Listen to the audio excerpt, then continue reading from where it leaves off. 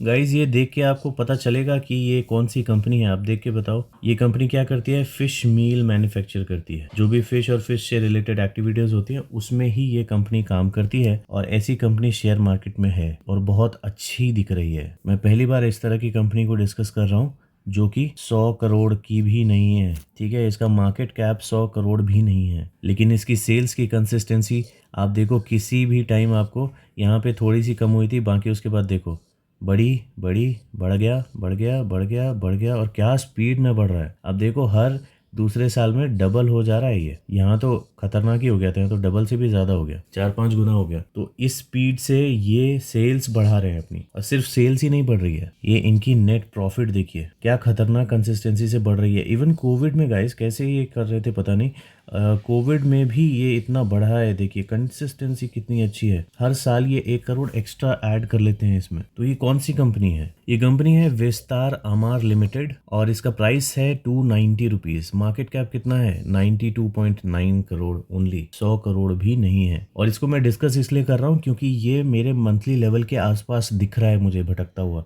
है ना। तो इसमें बाइंग के लेवल्स बन सकते हैं, सपोर्ट पे अभी ये मिल सकता है। तो मैं उसके सपोर्ट लेवल्स भी बता दूंगा, लेकिन उससे पहले बहुत सारी चीज़ें देखना ज़रूरी है। तो इस वीडियो में ही जो भी रिजल्ट निकलेगा वो इस वीडियो में ही निकलेगा। तो अगर सब कुछ अच्छा दिखा तो ये एक बहुत अच्छी पेनी स्टॉक कंपनी आप मान के चल सकते हो। माइक्रो स्टॉक बोलो या पेनी स्टॉक बोलो, मुझे तो सब एक ही जैसा लगता है। लेकिन कुछ लोगों के नज़र में पेनी स्टॉक 100 रुपये से कम वाली जो प्राइस वाली कंपनी होती है उनको बोला जाता है। तो उस नज़र से ये आपको पेनी स्टॉक नहीं दिखेगा, ठीक है। तो माइक्रो स्टॉक समझ लो। तो चलिए इसका आरओसी देखिए, नो डाउट बहुत बहुत खतरनाक है। आरओई बहुत अच्छा है, 3 साल का आरओसी बहुत अच्छा है, कंसिस्टेंसी ज़बरदस्त है और रिटर्न ओवर 5 ईयर्स कोई डाउट नहीं बहुत अच्छा है ना। किसी चीज़ में कोई प्रॉब्लम नहीं है। अब यहाँ देखिए फेस वैल्यू 10 है, तो ये शायद स्प्लिट हो जाए और आपके पेनी स्टॉक वाले प्राइस के आसपास आ जाए, शायद ऐसा हो सकता है, ठीक है।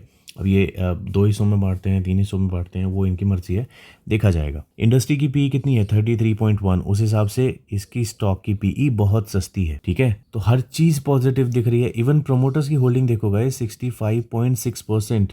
इसमें से कुछ भी इन्होंने प्लेज नहीं किया है, कुछ भी गिरवी नहीं रखा है। डिविडेंड ये कंपनी नहीं दे रही है, मत दे, कोई बात नहीं, ग्रो करो कंपनी को अच्छे से, ठीक है। अब देखिए स्क्रीनर पे भी लॉन्ग टर्म का प्राइस चार्ट हम लोग देखेंगे तो ये ऊपर जाता हुआ है। यहाँ पे अभी कंसोलिडेशन चल रहा है, तो अगर हमको मौका मिले तो हम लोग यहाँ पे एंटर करेंगे, ठीक है। पीई रेशियो का चार्ट देखेंगे तो पीई रेशियो अभी थोड़ा कॉस्टली दिख रहा है। मीडियन यहाँ पर है और प्राइस इसका यहाँ चल रहा है, ठीक है। पीई यहाँ पे चल रहा है। तो अगर थोड़ा नीचे आता है, जो मैं लेवल्स बताऊंगा कैंडलस्टिक वाले चार्ट पे, वहाँ पे आता है तो ये शायद इसके मीडियन के और पास मिलेगा और उस टाइम पे हम लोग इन्वेस्टमेंट इसमें कर सकते हैं।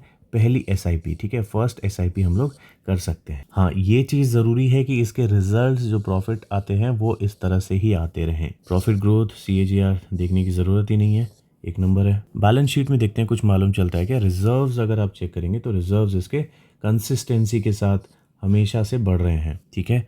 और बोरोविंग्स आप देखेंगे तो बोरोविंग्स कुछ भी नहीं है, कभी भी नहीं है। यहाँ पे आपको दिख रहा है बहुत थोड़ा सा, लेकिन वो इन्होंने झट से ज़ीरो कर लिया। एक इश्यू मुझे इसमें दिखा, जो कैश फ्लो है वो कैश फ्लो इसका बहुत कम हो गया है, ठीक है। तो ये कैश फ्लो कम होना अच्छी बात नहीं है, लेकिन ये डेटा आप देख रहे हैं 22 का है, 2022 का डेटा है, 23 का अभी आना बाकी है। इवन जो प्रॉफिट एंड लॉस का डेटा है ना वो भी लास्ट टीटीएम का ही हमारे पास अवेलेबल है और अभी मार्च 2022 का आना बाकी है। Same goes for balance sheet, इसका भी डेटा अभी अवेलेबल पूरा नहीं है। शेयर होल्डिंग पैटर्न अगर चेक करेंगे तो इसमें आपको डेटा पूरा मिलेगा, ठीक है। प्रोमोटर्स के पास जितनी स्टेक थी उतनी अभी भी है और पब्लिक के पास जितनी स्टेक थी उतनी अभी भी है। ये देखिए ये कंपैरिजन मैं आजकल सारे वीडियो में दिखा रहा हूँ जस्ट आपको कॉन्फिडेंस देने के लिए कि आप जो भी स्टॉक खरीद रहे हो वो आपके निफ्टी से तो बेटर है, ठीक है। अगर निफ्टी से बेटर है तो मस्त है, ठीक है। तो इसलिए बिंदास इसमें जा सकते हैं। गाइस मैं पहले ही एक डिस्क्लेमर दे देता हूँ, कंपनी बहुत छोटी है, ठीक है।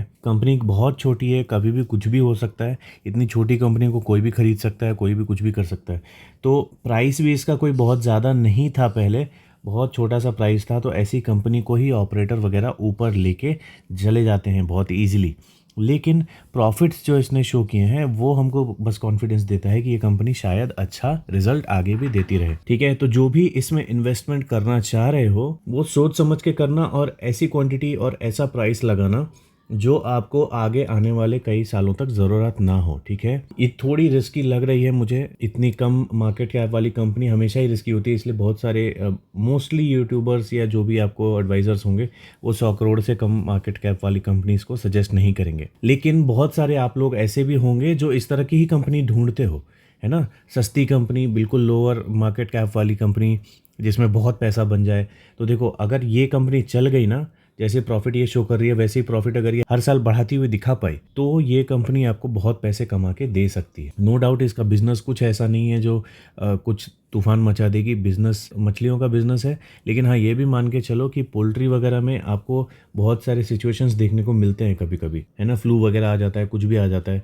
और इवन मीट, रेड मीट जो मटन वगैरह बोला जाता है, रेड मीट वगैरह हेल्थ के लिए अच्छा नहीं होता है। बहुत कुछ सुनने को मिलेगा आपको, लेकिन कभी भी फिशरीज के लिए आपको ये सब सुनने को नहीं मिलेगा। फिश के लिए हमेशा हेल्दी बातें ही की जाती हैं, ठीक है। उसमें कभी कोई बीमारी की बात नहीं हुई, कभी कुछ भी नहीं हुआ। तो चांसेस हैं कि पोल्ट्री वगैरह से शायद अच्छा परफॉर्म करे, अभी तक तो कर रहा है।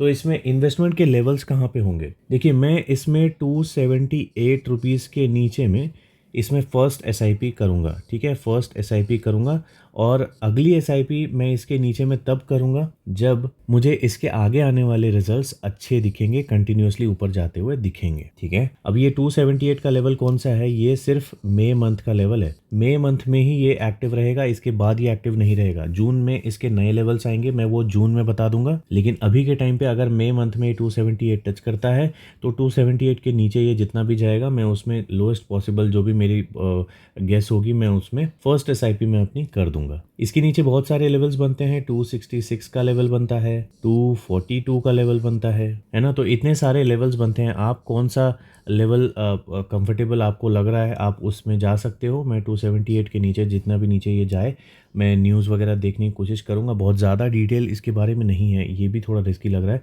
बाकी रिजल्ट्स वगैरह फंडामेंटल सब कुछ अच्छे हैं।